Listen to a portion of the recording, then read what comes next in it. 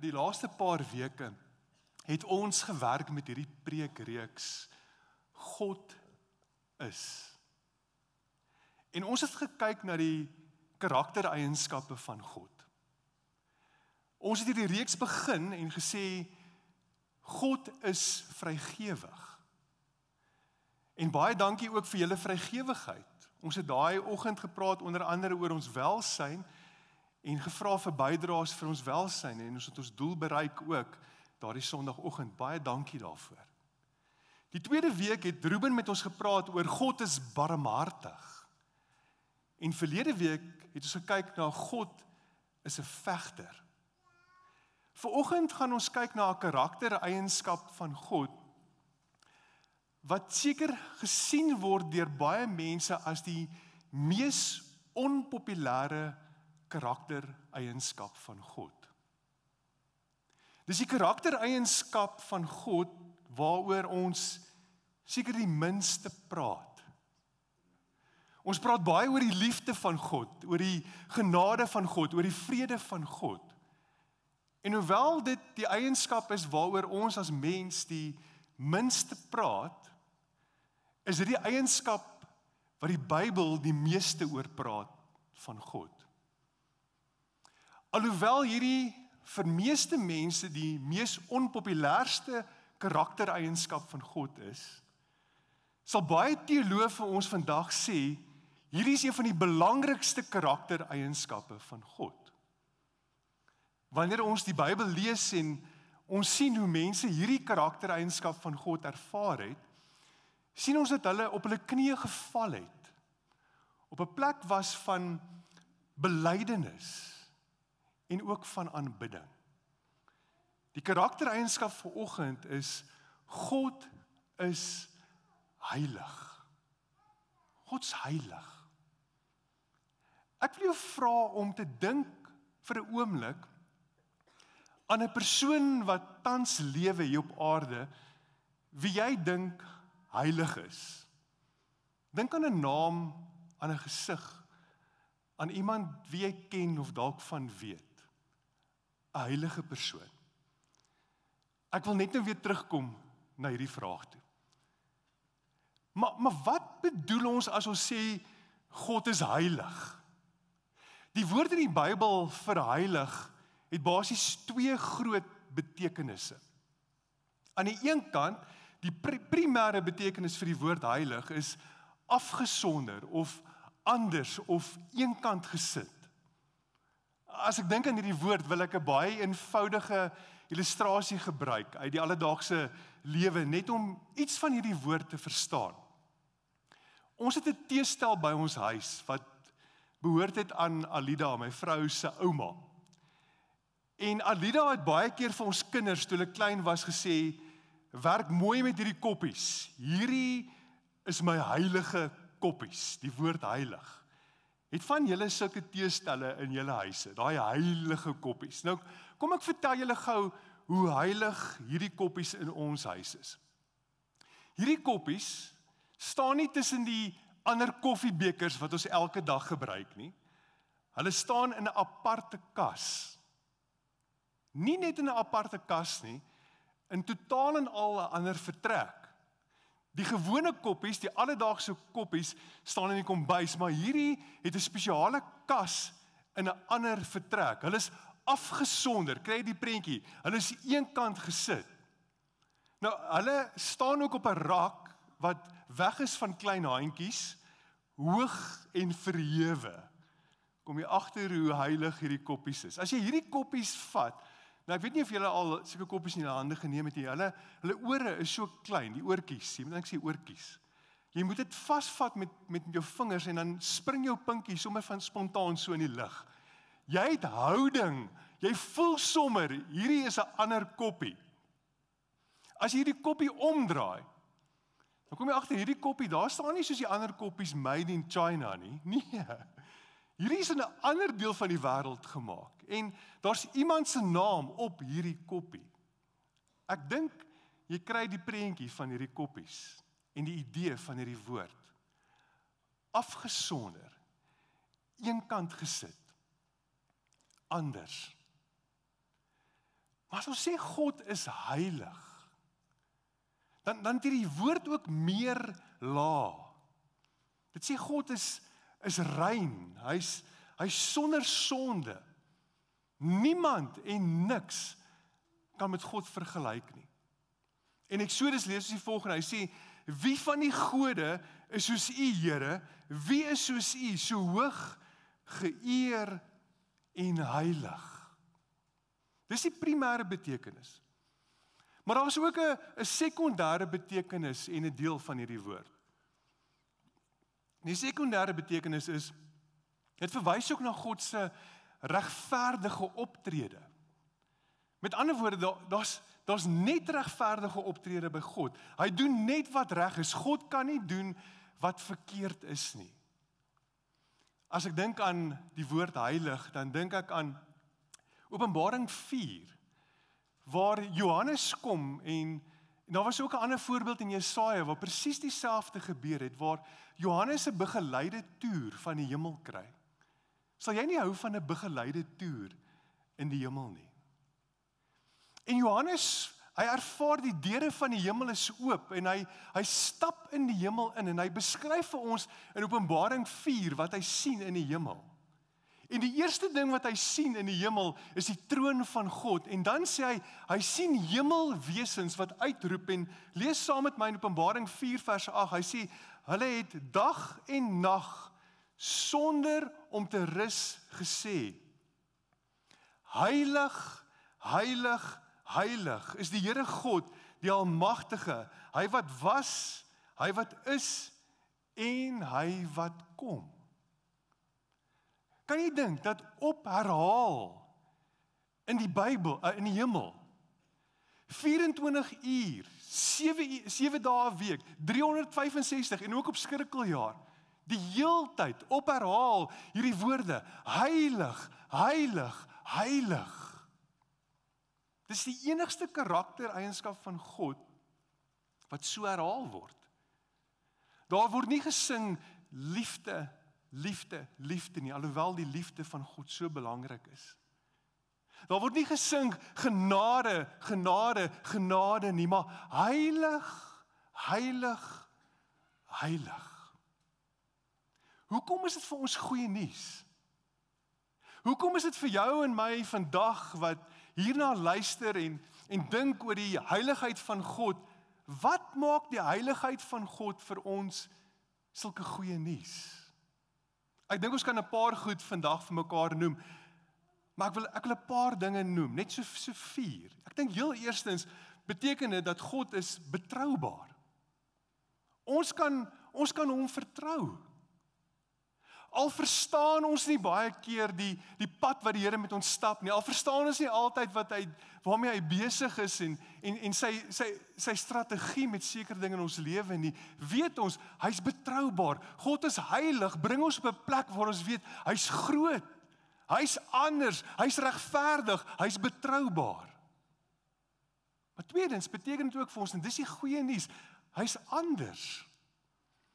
Jy en ek lewe in 'n wêreld waar ons blootgestel word aan die gebrokenheid van die wêreld, aan sonde en aan korrupsie en aan onreg. Maar God is totaal en al anders. Daar's 'n derde stuk goeie nuus en dis hy is regverdig. Dit wil sê dat hy draai nie sy rug op onreg nie. Daar's geen sonde wat hy nie net los en sê, ek gaan maak asof ek hierdie nie sien nie. Hy is regverdig. En dan die volgende stuk goeie nuus, is dat hy roep vir jou en my, ook na 'n heilige lewe. Dis deel van ons roeping. Die heiligheid van God is nie net sodat jy en ek op 'n oggend soos hierdie, hom kan aanbid en kan sing, hy's heilig nie.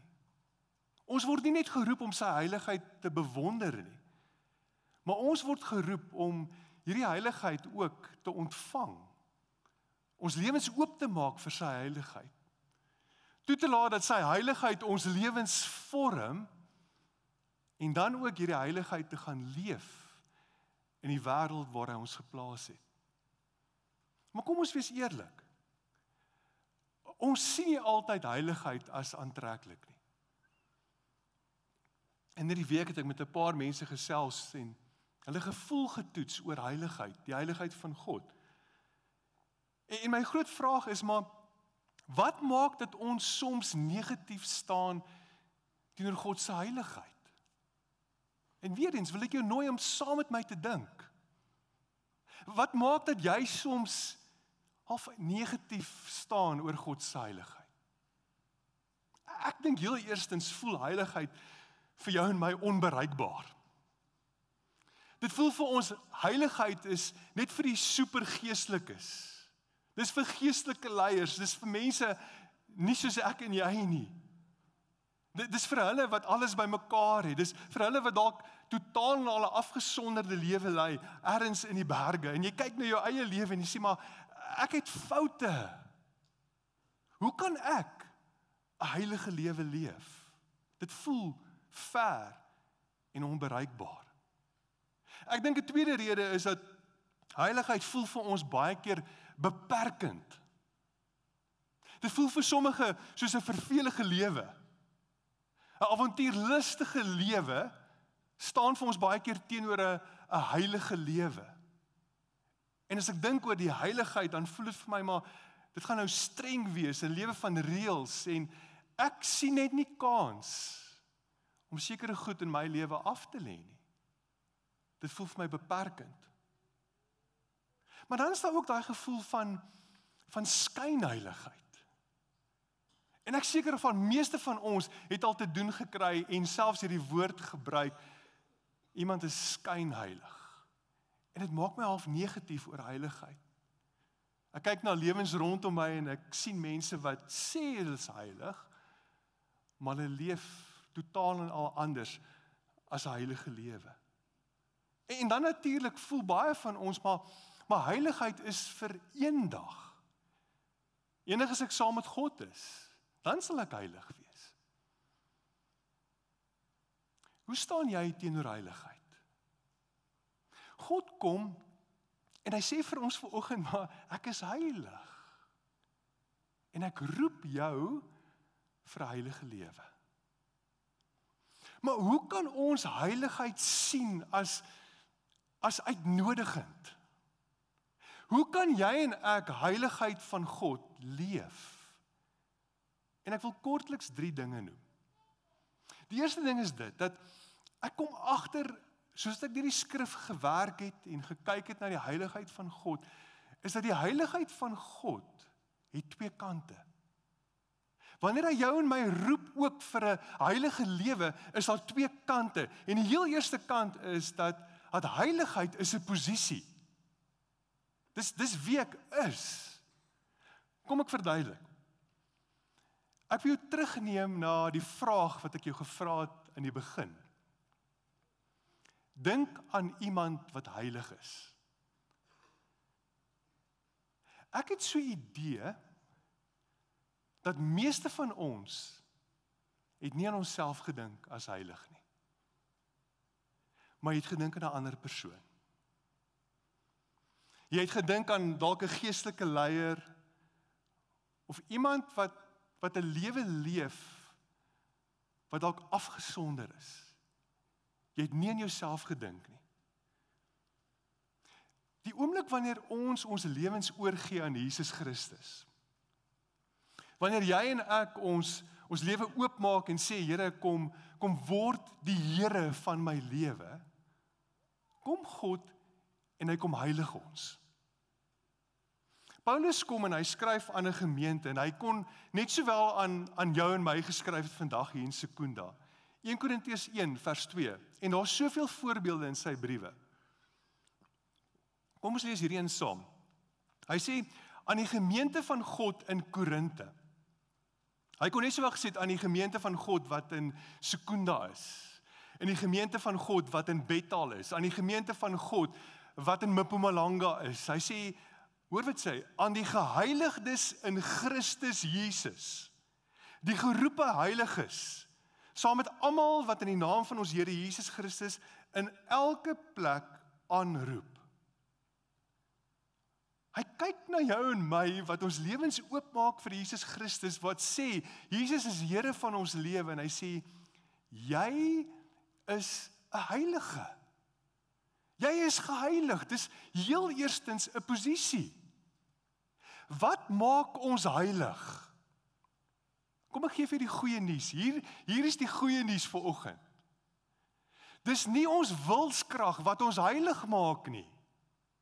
En ek seker daarvan, jy soos ek, wat baie keer in my lewe gedink het, en gekyk het na my lewe en gesê, hier is seker ding wat ek moet aflê, en ek moet net harder probeer, en ek gaan nou, vandag Here, gaan ek hierdie ding aflê, ek gaan klaar kry met hierdie ding, ek gaan net wilskrag, ek moet net sterk wilskrag hê. Dis nie wilskrag wat ons heilig maak nie, dis die goeie nuus vir oggend.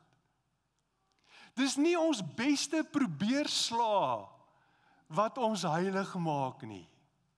Jou beste probeerslag gaan jou nie kan heilig maak nie. Wat maak ons heilig? Dis net Jesus Christus wat ons heilig maak. En dis die goeie nuus vir oggend. Paulus gaan verder in 1 Korintiërs 6. Kyk wat sê hy. Hy verduidelik die werk van Jesus Christus in ons lewe. Hy sê, maar julle het julle sonde laat afwas. Julle is geheilig. Julle is vrygespreek in die naam van die Here Jesus Christus en deur die Gees van God. Met ander woorde, heiligheid kan jy en ek nie verdien nie. Dis onmoontlik om dit te verdien. Maar heiligheid is net te vind in Jesus Christus. Dis heel eerstens 'n posisie. Leef jy en ek vanuit daai posisie? Besef jy daai posisie? Dat wanneer ek môre by my werk instap, as kind van God, stap ek in as 'n geheiligde. As die skole Dinsdag begin, stap jy in by jou skool as 'n geheiligde. Dis nie iets wat jy probeer doen nie. Dis 'n posisie. Dis 'n toestand. Dis Jesus Christus wat jou heilig maak. Maar natuurlik weet ons daar's nog 'n kant. Ons is geheiligdes, maar ons word ook geroep om te lewe as geheiligdes. Dit moet ook wys in my leefstyl. Ek is 'n geheiligde en nou leef ek as 'n geheiligde. Kom ek gebruik 'n eenvoudige illustrasie. Ek dink dis amper soos wat wanneer jy trou. Kan jy onthou jou troudag? Jy 10-10-1, dalk het jy voor die tyd 'n kontrak gaan teken by 'n prokureur. As jy buite gemeenskap van goedere getroud is. Jou dag op jou troue, het jy by die seremonie het jy 'n register geteken wat ingehandig moet word by binnelandse sake. Jy het 'n sertifikaat ontvang. Dis 'n stuk papiertjie wat jy het as 'n bewys dat jy is getroud. Jy is nie nou meer enkel lopend nie, maar jy is 'n getroude. Maar nou leef ons as getroudes. As jy getroud is, kan jy nie meer leef as 'n enkellopende nie. Jy is getroud, dis wie jy is, dis wat die sertifikaat wys, maar dit raak ook jou lewe, jou keuses, jou besluite elke dag. Kom ons kyk gou na 'n kort videosnit wat iets hiervan wil verduidelik. Emma, these past 7 months have been incredible. And I mean, honestly, when I saw you 7 months ago, I knew from that moment that I wanted to spend the rest of my life with you. You're kind, beautiful, smart. I can't picture a more perfect woman. So, Emma Lily Thompson, will you marry me? Yes. I have to see other guys on the side, but yes. Wait, what? What other guys? What are you talking about? I'm the perfect woman. Just like you said, I'm going to have gourmet meals for us every single night. Our house is going to be perfect. Oh, it's going to be amazing, babe. And I mean, you're not really expecting me to be a one-man kind of woman anyway. No, that's actually like a big part of marriage. Like you and me together. Yeah, but I can't give up every guy. I mean, that's asking a little much, don't you think? A little. I just asked you to marry me. If we're married, you can't see no one else. That's Babe, just wait. Okay, Okay, shh. It's okay. Listen to me. Listen to me. Look at me. I'm sorry. I shouldn't have said that. You're right. I was wrong. Thank you. Totally understand where you're coming from. This is our moment. And we're going to be so happy together. Every single day. Except once a week. Well, once a week. Okay. What? Just no. a fling, once a week. Did you not listen to anything Every I other just year? said? No. On a What? leap year? No. Okay, Emma. I can't. I can't. Once a week on a leap year and you're going to freak out? Emma. We're done. What? Babe, you were just asking me to marry you. Are you kidding me? Seriously? Really?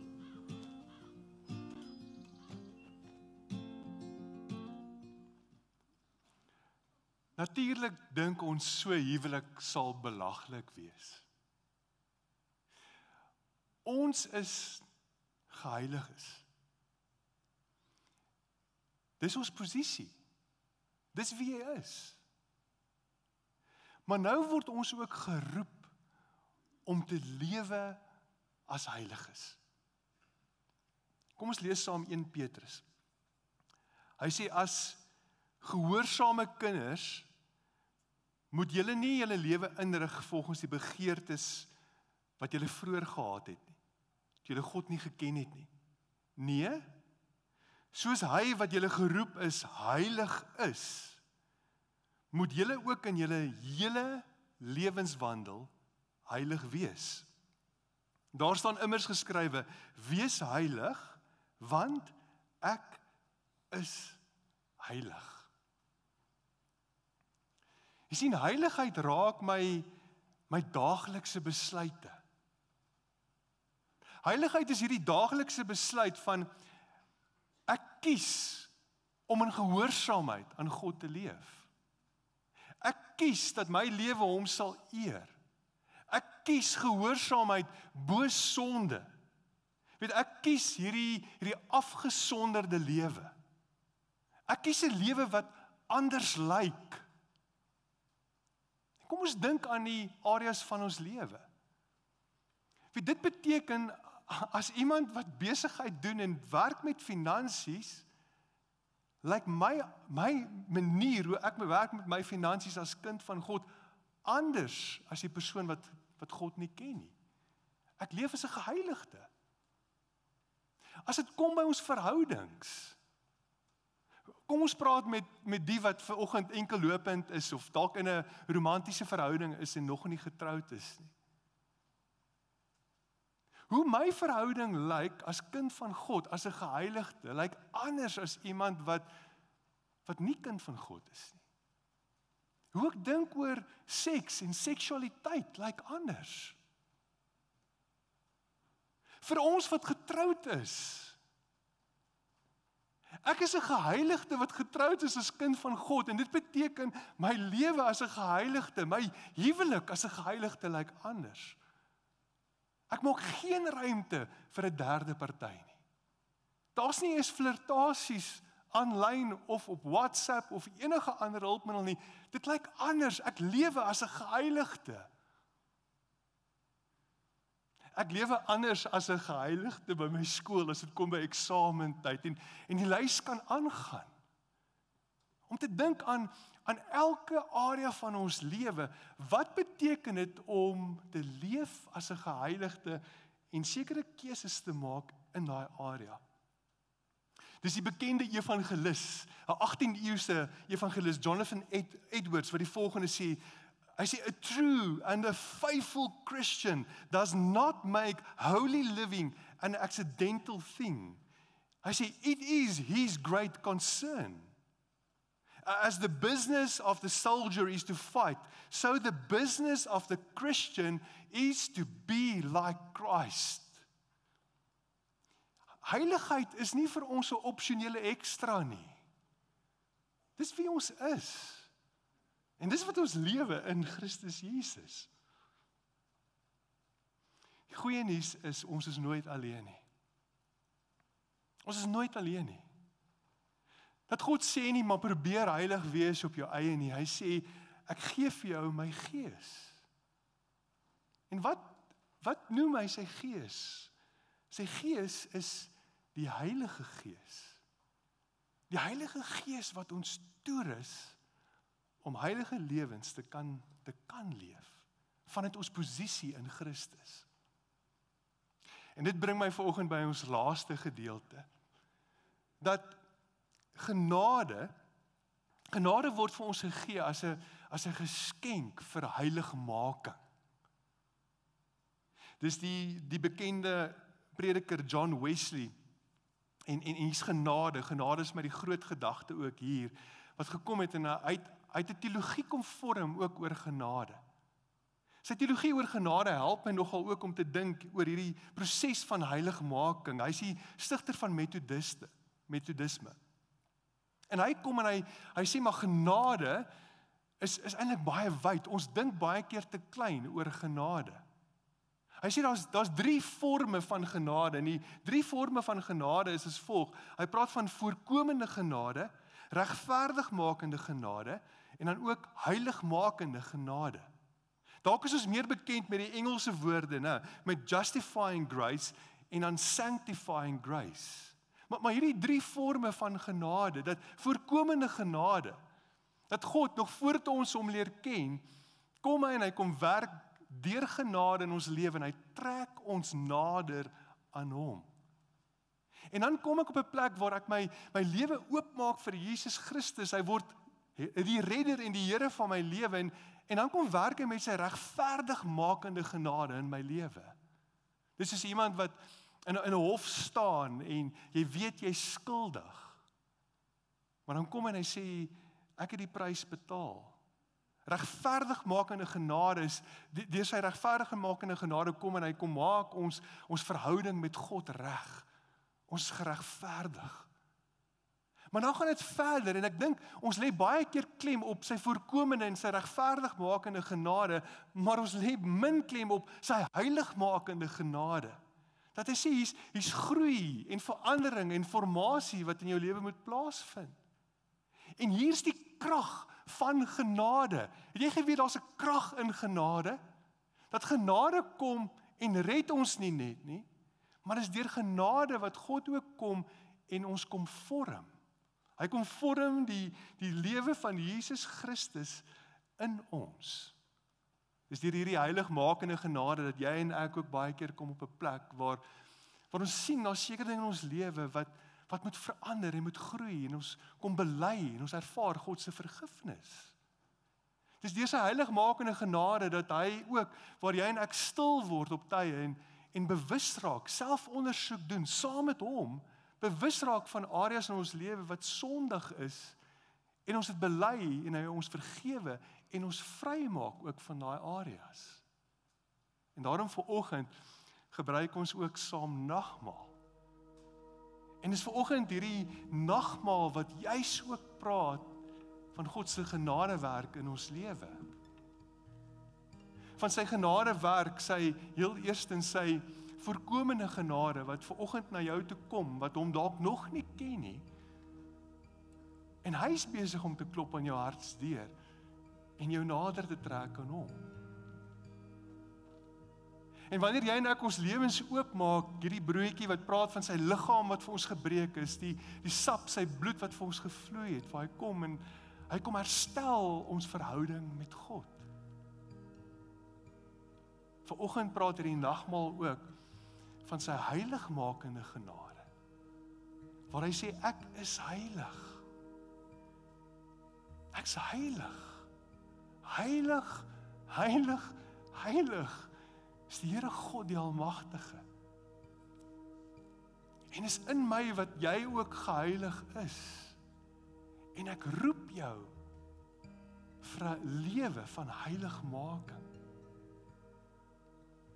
As teksvers vanoggend by ons nagmaal wil ek vir ons lees Hebreërs 10 vers 10.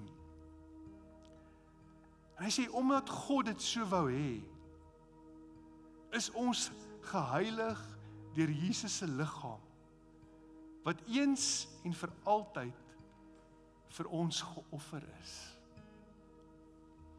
En ek wil jou vanoggend nooi, dat wanneer ons saam nagmaal gebruik, dat ons heel eerstens sal sê, Here, dankie vir u heiligheid. Dis goeie nuus vir ons.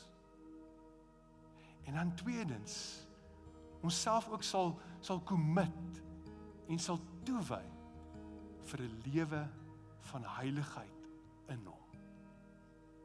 Kom ons sluit ons oor, dan bid ek vir ons saam.